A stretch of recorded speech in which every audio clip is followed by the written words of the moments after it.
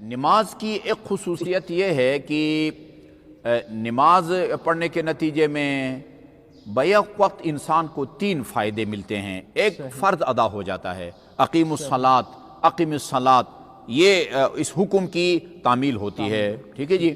اس کے علاوہ ابھی وہ خطبہ عرض کروں گا میں، امیر المومنین نے رسول خدا کی حدیث کی روشنی میں نہج البلاغہ میں فرمایا ہے کہ یہ نماز، اس سے تمہارے گناہ بخشے جاتے ہیں، اس سے تمہارے گناہ بخشے جاتے ہیں۔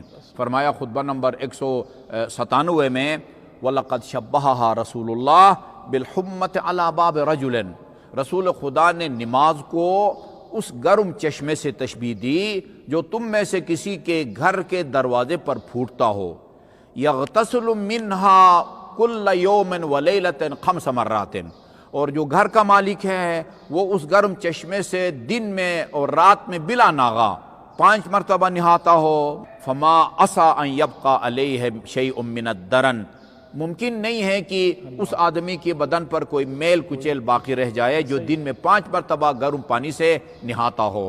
اسی طرح جو خوش قسمت مومن 5 وقت نماز پڑھتا ہے، فإنها تحط الذنوب حتى الورق، یہ الفاظ ہیں امیر المومنین کے، یہ تمہاری نماز تمہارے گناہوں کو اس طرح جھاڑتی ہے، اس سے بخشے جاتے ہیں جس طرح موسم سرما یا خزاں کے سردی سے درخت کے پتے جو ہے نا وہ جھڑتے ہیں۔ البتہ کچھ پتے بڑے درخت کے سخت جان ہوتے ہیں، ناردن ایریا کا جو پہاڑ کی چوٹی ہے جہاں برف ہی برف ہے، ادھر بھی جو ہے نا اس کے پتے سرسبز رہتے ہیں۔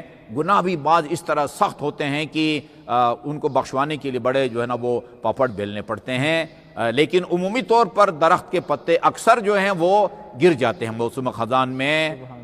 درخت کو اس کا آپ کا ہو، اخروٹ کا ہو، خوبانی کا ہو، سیب کا ہو، انگور کا ہو، یہ سارے پتے خزاں کے شروع ہوتے ہی جو ہے نا وہ جھڑ جاتے ہیں۔ ایک یہ اس کا فائدہ ہے۔ دوسرا اس کا جو فائدہ یہ ہے کہ انسان کو فرض ادا ہونے کے علاوہ ایک اضافی ثواب ملتا ہے، اضافی ثواب ملتا ہے۔ یہ پوچھا بھی گیا ہے مراجع سے، اور یہ جو اضافی ثواب آپ کو ملتا ہے 5 وقت اگر آپ نماز پڑھیں گے، فرض آپ کا ادا ہوگا، اس نماز کے نتیجے میں کسی اور کا فرض ادا نہیں ہوگا۔ لیکن جہاں اس نماز سے آپ کا فرض ادا ہوتا ہے، آپ تارک الصلاۃ شمار نہیں ہوتے، وہاں آپ کو ایک اضافی ثواب ملتا ہے، آپ اس اضافی ثواب کے مالک ہیں۔ جس کو چاہیں اس اضافی ثواب کو آپ ہدیہ کریں، اللہ تعالیٰ اس کو پہنچا دیتا ہے۔ میں نے 2-4 دن پہلے یہ روایت پڑھی ہے کہ اگر ایک آدمی 5 وقت کی نماز پڑھ کے اس کا ثواب 14 معصومین کی روح کے لیے ہدیہ کر دے، اس کے نماز کا ثواب کئی گنا بڑھ جاتا ہے۔ کتنے گنا اس کا ذکر نہیں ہے، کئی گنا جو ہے نا وہ بڑھ جاتا ہے۔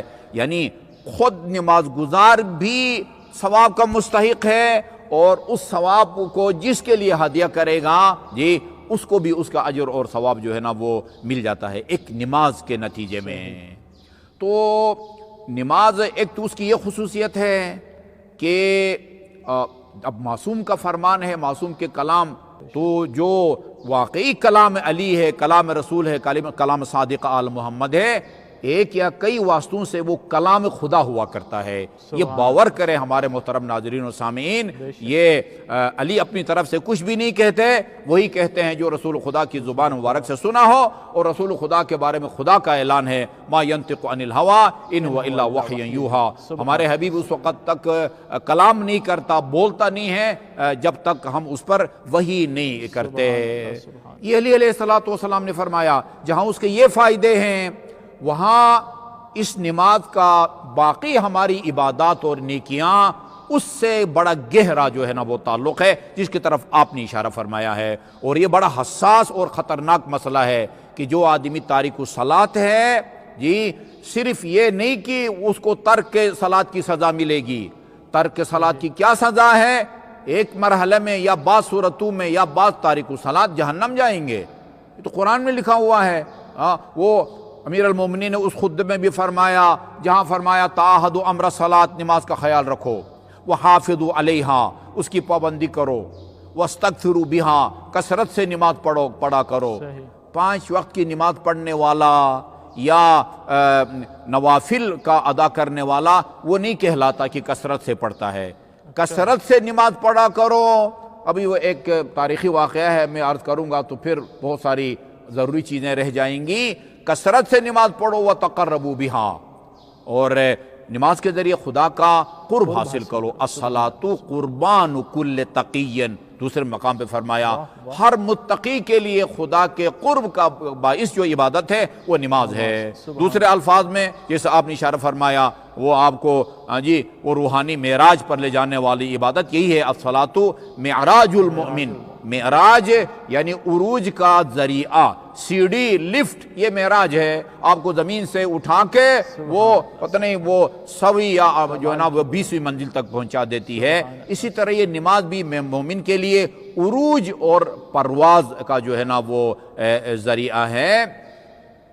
تو اس کے ساتھ آپ نے فرمایا اما سمعتم جواب اہل جہنم، یہ کوئی حدیث نہیں ہے کہ آپ کہیں قرآنی آیت کہ پتہ نہیں راوی شیعہ ہے، سنی ہے، سچ بولتا ہے، جھوٹ بولتا ہے، یہ کوئی من گھڑت نہ ہو، نہیں قرآنی آیت ہے۔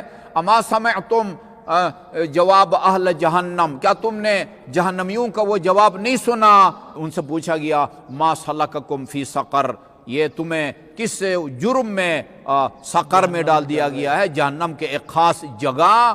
قالوا لم نک من المصلین، ہم دنیا میں نماز نہیں پڑھتے تھے۔